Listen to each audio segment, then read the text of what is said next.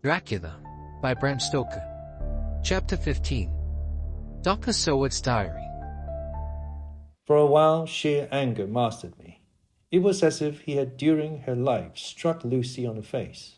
I smote the table hard and rose up as I said to him, "Dr. Van Helsing, are you mad?" He raised his head and looked at me, and somehow the tenderness of his face calmed me at once. "Would I were," he said. "Madness were easy to bear compared with truth like this. Oh, my friend, why, think you, did I go so far round? Why take so long to tell you so simple a thing? Was it because I hate you and have hated you all my life? Was it because I wished to give you pain? Was it that I wanted, now so late, revenge for that time when you saved my life, and from a fearful death? Oh, no." "Forgive me," said I. He went on, "My friend, it was because I wished to be gentle in the breaking to you, for I know you have loved that so sweet lady. But even yet I do not expect you to believe. It is so hard to accept at once any abstract truth, that we may doubt such to be possible when we have always believed the no of it. It is more hard still to accept so sad a concrete truth, and of such a one as Miss Lucy. Tonight I go to prove it. Dare you come with me?" This staggered me. A man does not like to prove such a truth. Byron accepted from the category, jealousy, and proved the very truth he most abhorred. He saw my hesitation and spoke. "The logic is simple. No madman's logic this time. Jumping from tussock to tussock in a misty bog. If it be not true, then proof will be relief. At worst, it will not harm. If it be true, there is the dread. Yet very dread should help my cause, for in it is some need of belief. Come, I tell you what I propose. First, that we go off now and see the child in the hospital. Dr. Vincent, of the North Hospital, where the papers say the child is a friend of mine, and I think of yours since you were in class at Amsterdam. He will let 2 scientists see his case. If he will not let 2 friends, I shall tell him nothing, but only that we wish to learn. And then he took a key from his pocket and held it up. And then we spent the night, you and I, in the churchyard where Lucy lies. This is the key that locked the tomb. I had it from the coffin man to give to Arthur.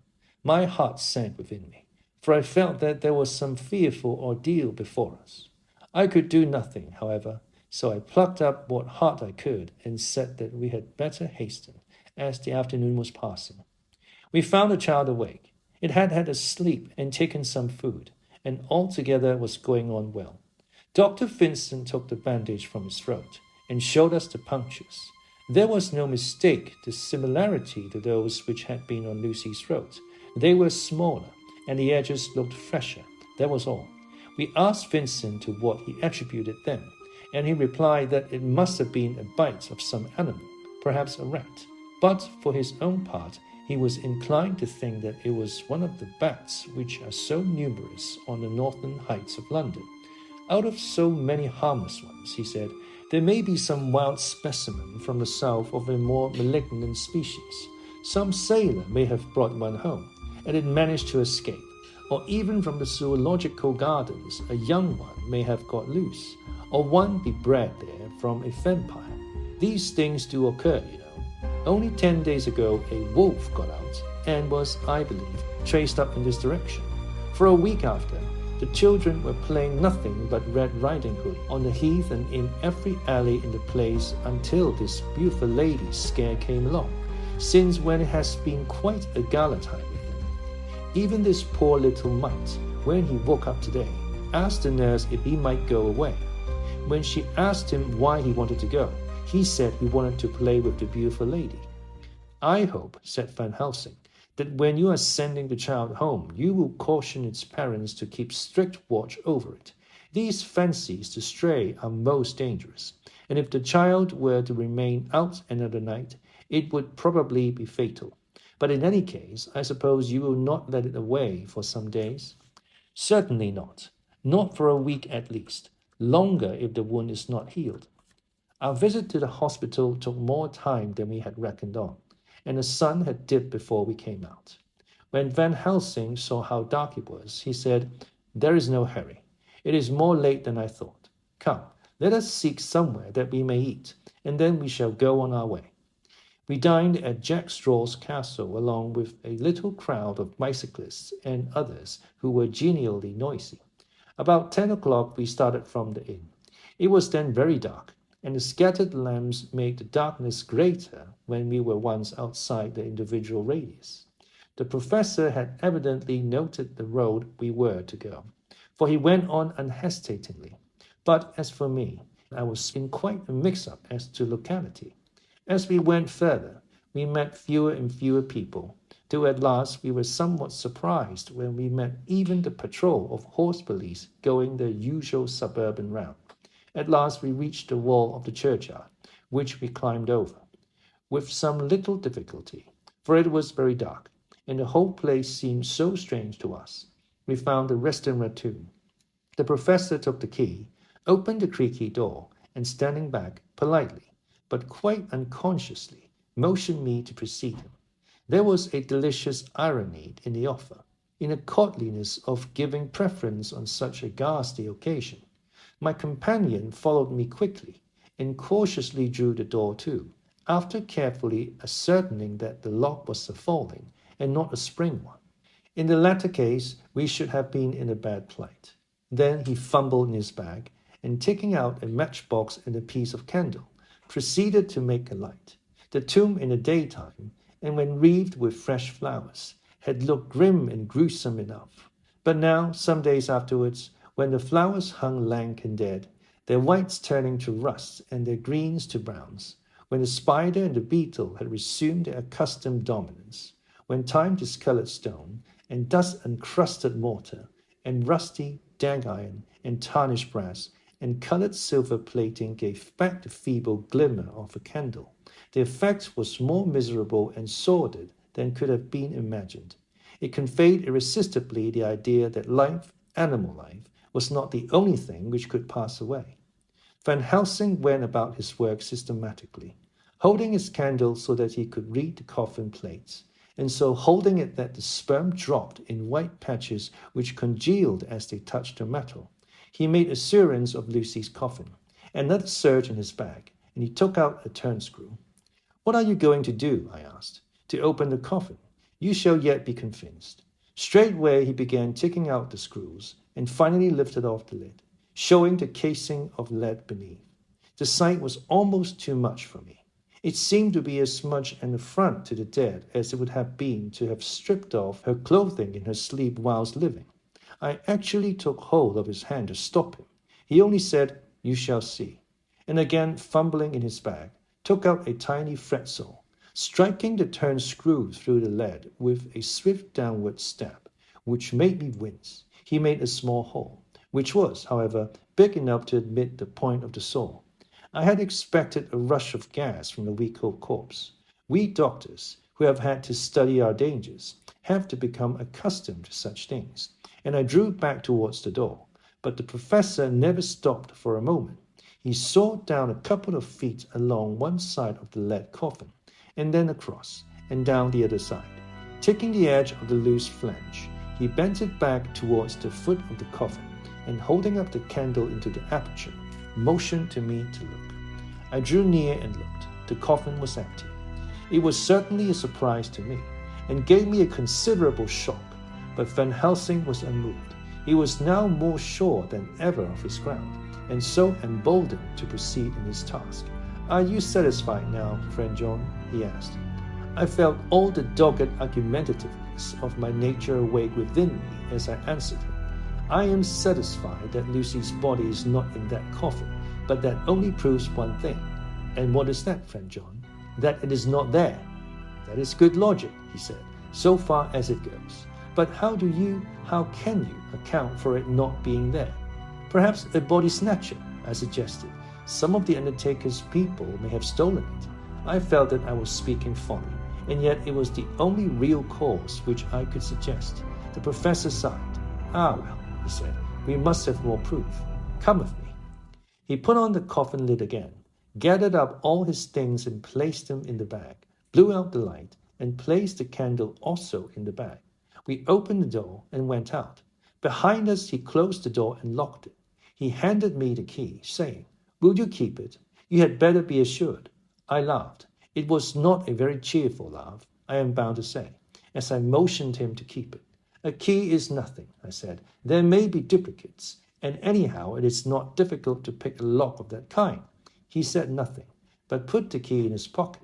Then he told me to watch at one side of the churchyard while he would watch at the other. I took up my place behind a yew tree, and I saw his dark figure move until the intervening headstones and trees hid it from my sight. It was a lonely vigil. Just after I had taken my place, I heard a distant clock strike 12, and in time came 1 and 2. I was chilled and unnerved, and angry with the professor for taking me on such an errand and with myself for coming. I was too cold and too sleepy to be keenly observant, and not sleepy enough to betray my trust, so altogether I had a dreary, miserable time.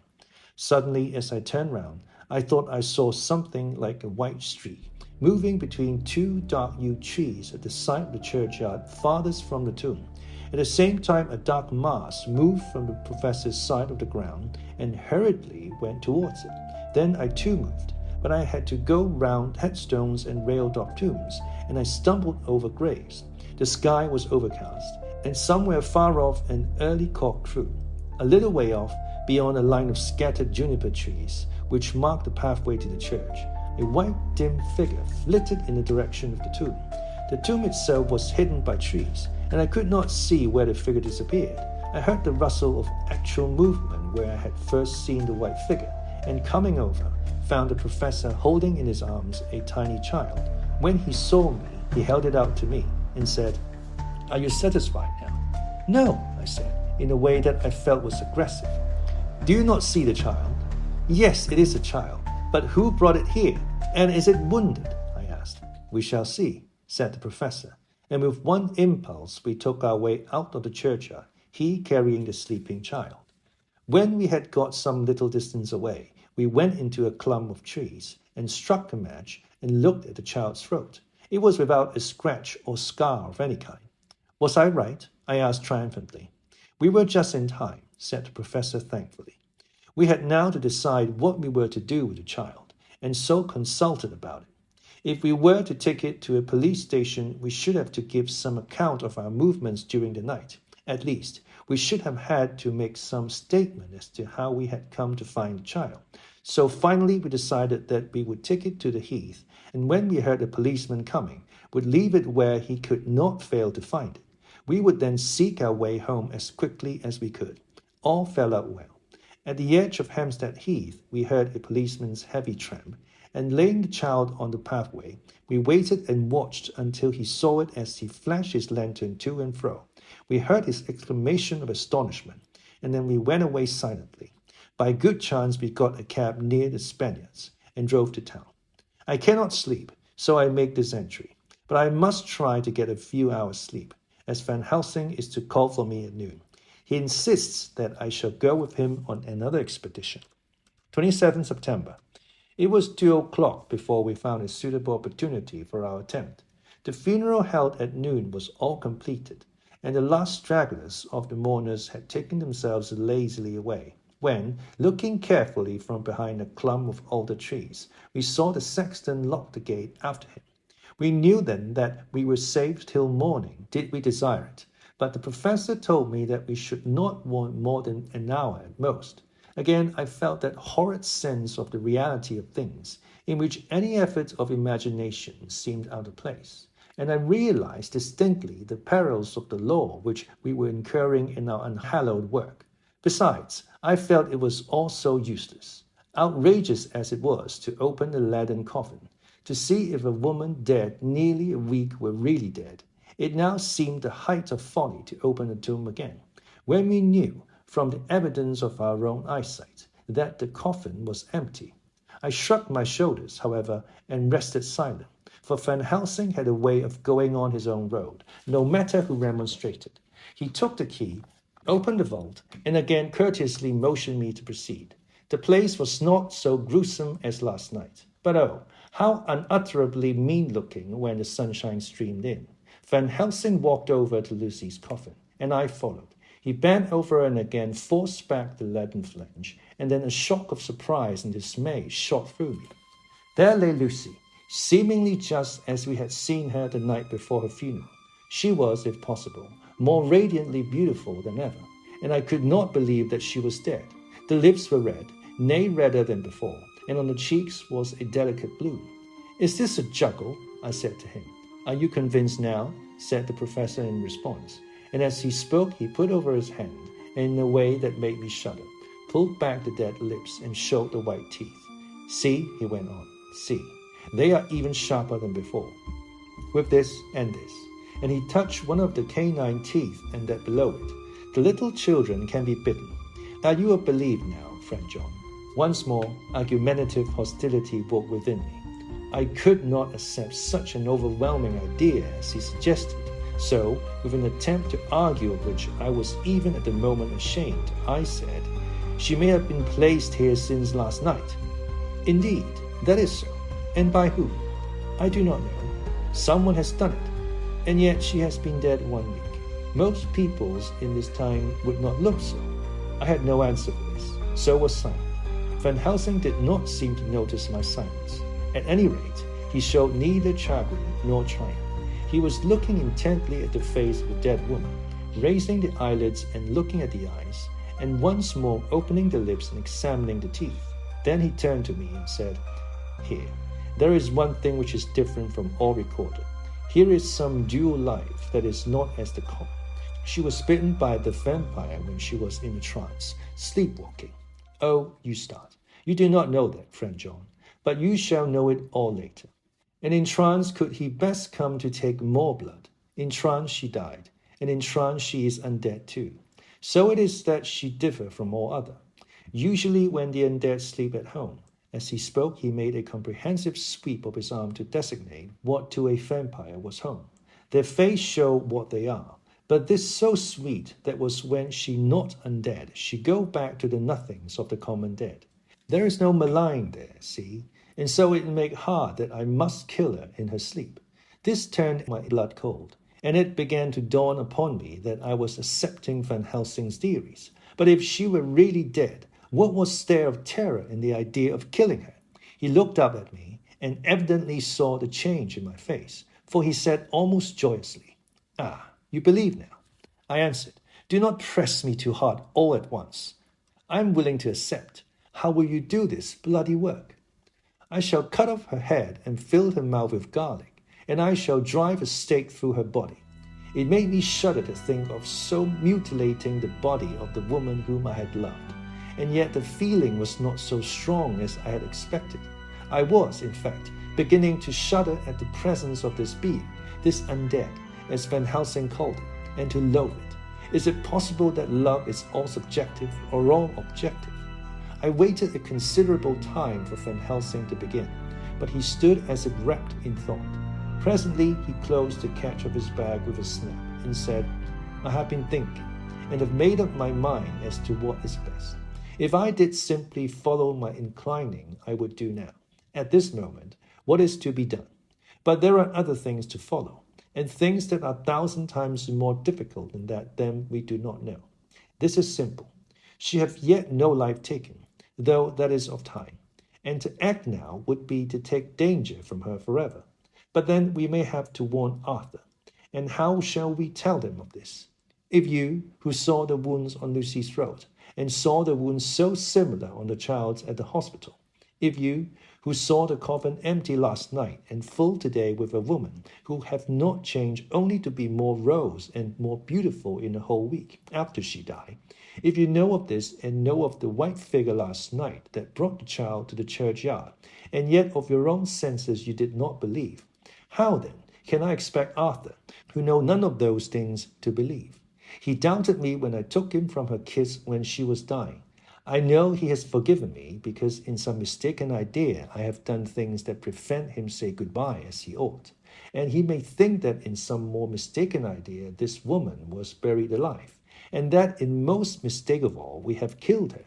He will then argue back that it is we, mistaken ones, that have killed her by our ideas, and so he will be much unhappy always.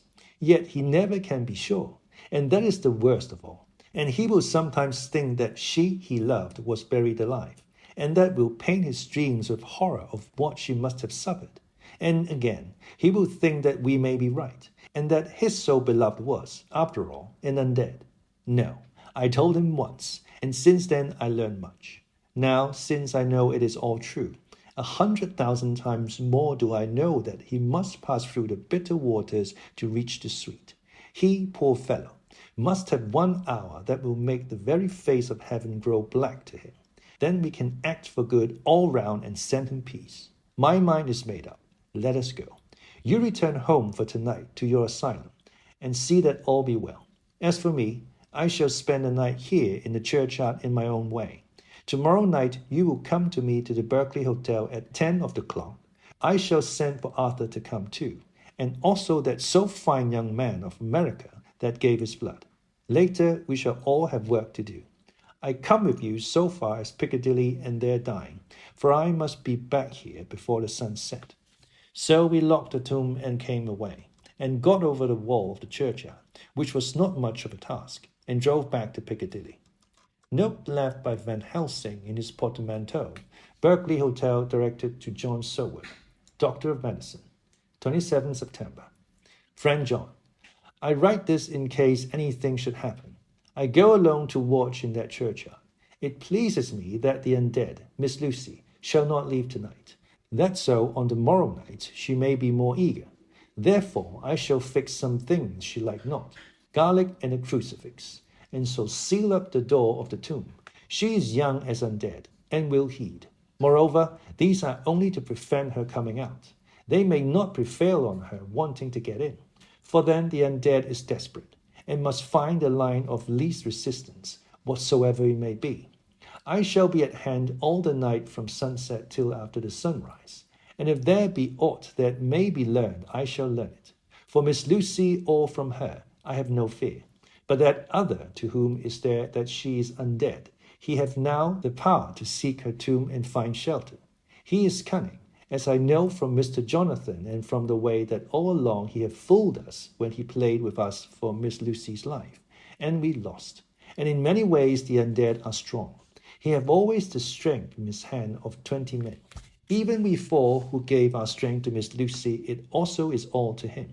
Besides, he can summon his wolf, and I know not what. So if it be that he come thither on this night, he shall find me, but none other shall, until it be too late. But it may be that he will not attempt the place. There is no reason why he should. His hunting ground is more full of game than the churchyard where the undead woman sleep, and the one old man watch. Therefore I write this in case. Take the papers that are with this, the diaries of Harker and the rest, and read them, and then find this great undead, and cut off his head, and burn his heart, or drive a stake through it, so that the world may rest from him. If it be so, farewell. Van Helsing. Dr. Seward's Diary, 28 September. It is wonderful what a good night's sleep will do for one. Yesterday I was almost willing to accept Van Helsing's monstrous ideas, but now they seem to start out lurid before me as outrageous on common sense.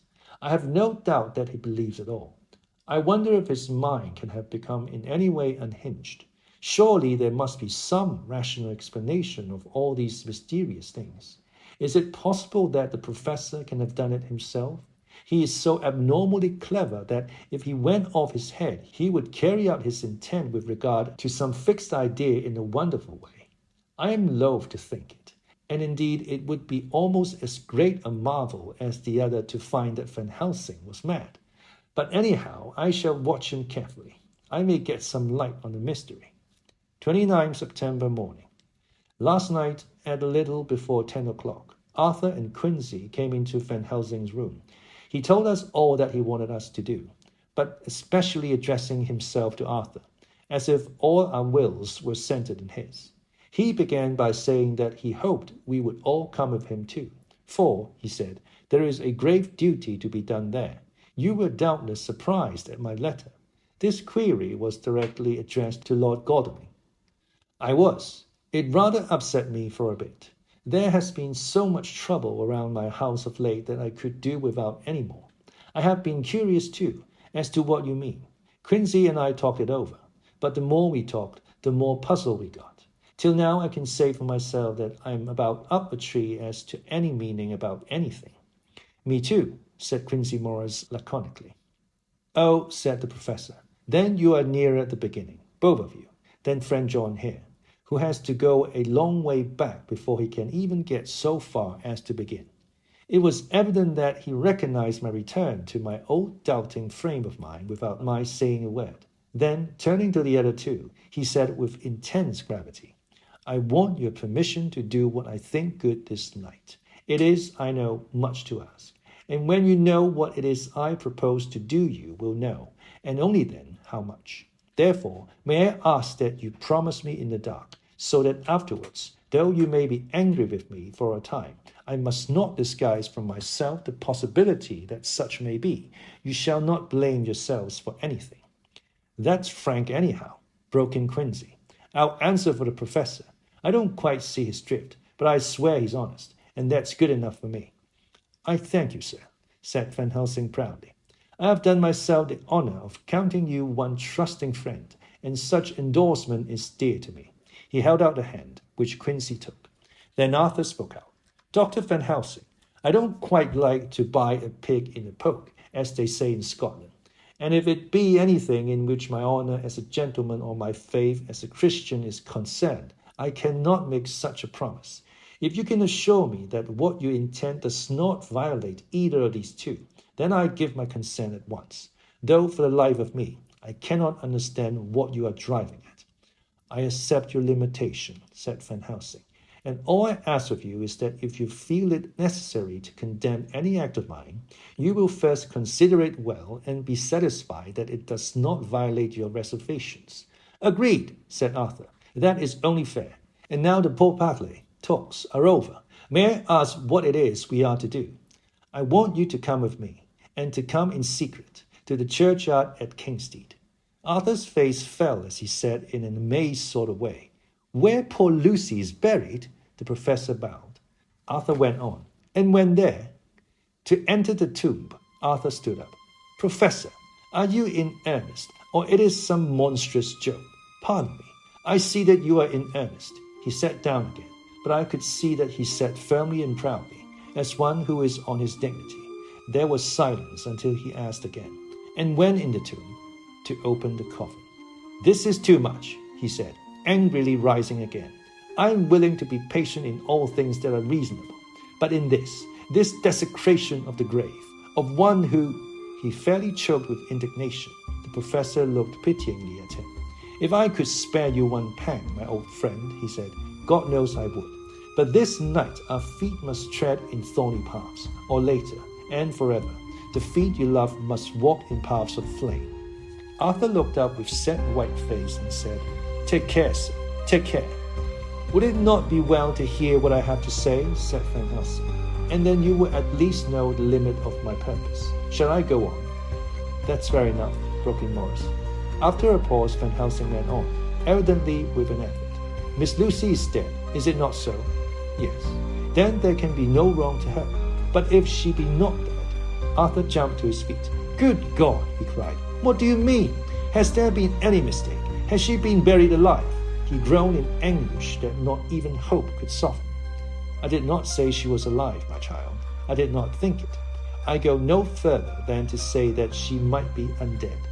Undead? Not alive? What do you mean? Is this all a nightmare, or what is it? There are mysteries which men can only guess at, which age by age they may solve only in part. Believe me, we are now on the verge of one, but I have not done. May I cut off the head of dead Miss Lucy? Heavens and earth, no! Cried Arthur in a storm of passion. Not for the wide world would I consent to any mutilation of a dead body. Dr. Van Helsing, you try me too far. What have I done to you that you should torture me so? What did that poor sweet girl do that you should want to cast such dishonor on her grave? Are you mad to speak such things, or am I mad to listen to them? Don't dare to think more of such desecration. I shall not give my consent to anything you do. I have a duty to do in protecting her grave from outrage, and by God I shall do it. Van Helsing rose up from where he had all the time been seated and said gravely and sternly, My Lord Godalming, I, too, have a duty to do. A duty to others, a duty to you, a duty to the dead, and by God, I shall do it. All I ask you now is that you come with me, that you look and listen.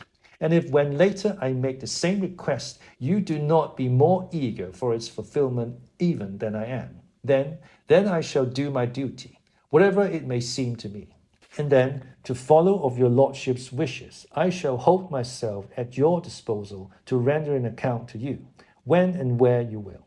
His voice broke a little, and he went on with a voice full of pity. But, I beseech you, do not go forth in anger with me. In a long life of acts which were often not pleasant to do, and which sometimes did wring my heart, I have never had so heavy a task as now. Believe me that if the time comes for you to change your mind towards me, one look from you will wipe away all this so sad hour, for I would do what a man can to save you from sorrow. Just think, for why should I give myself so much of labor and so much of sorrow? I have come here from my own land to do what I can of good, at the first to please my friend John, and then to help a sweet young lady whom, too, I came to love. For her, I am ashamed to say so much, but I say it in kindness. I gave what you gave, the blood of my veins. I gave it, I, who was not, like you, her lover, but only her physician and her friend.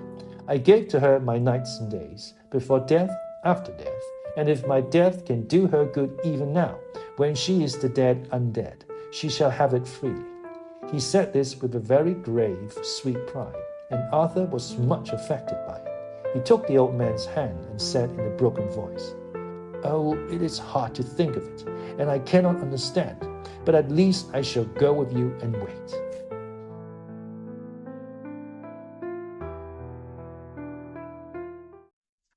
Dogged. Dogged. Adjective.